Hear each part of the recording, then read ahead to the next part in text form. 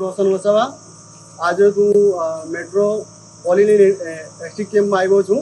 સવારે મને ફોન આવ્યો હતો કે અહીંયા કંઈક આગ લાગી હતી. એ બારામાં કંઈક 4-5 દિવસ અગાઉ છોકરાઓને લઈ ગયેલા દાજેલા. એમાં એક અમારા પરિવારના ભાઈ છે રાકેશ વસાવા, એ એક્સપાયર થઈ ગયા છે. અમે સવારના આવ્યા છે, કરીબન 9:30 વાગ્યાના જેવા આવ્યા છે. એમાં અમે બધા જ હતા. અમારી ભાણી છે અને અમને મેનેજમેન્ટ જોડે બેસાડ્યા. અમે પીએસઆઈ સાહેબ પ્લસ કંપનીના જે ડાયરેક્ટર છે એ અમને સારામાં સારો રિસ્પોન્સ છે. અમને કોઈ પણ વાતમાં ના નથી પાડી. જે ભાઈનો પગાર આઈ થિંક 30,000 જેવો હતો અને કંઈક 20,000 જેવી 25,000 ઇન હેન્ડ મળે છે. હવે કંપનીને એવી રીતના કહે છે કે જો તમને વન ટાઈમ પૈસા જોતા હોય તો કંપની આપવા માટે રેડી છે. પ્લસ જો તમને મહિને જોતા હોય 25,000 તો એમાં 5% વધારો કરીને જેટલી સર્વિસ છે 27 કે 28 વર્ષની ત્યાં સુધી કંપની આપવા માટે બંધાયેલી છે. પ્લસ ડબ્લ્યુસીના પૈસા જે મળશે 15 લાખ રૂપિયા એ બી તરત આપવા તૈયાર છે.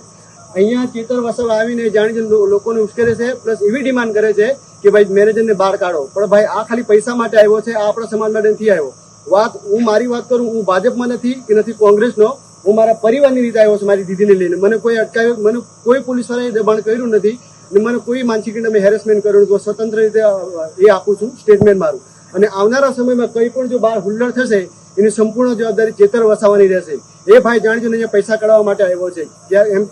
એમ કંપનીનો મને એકદમ પોઝિટિવ રિપ્લાય છે, એટલા માટે મારે આ વિડીયો બનાવવું પડ્યું છું. કંઈ બી કંઈ થશે, હુલ્લડ થશે, કંપનીને નુકસાન થશે, કોઈને વાગશે, એની સંપૂર્ણ જવાબદારી ચેતર વસાવાની રહેશે.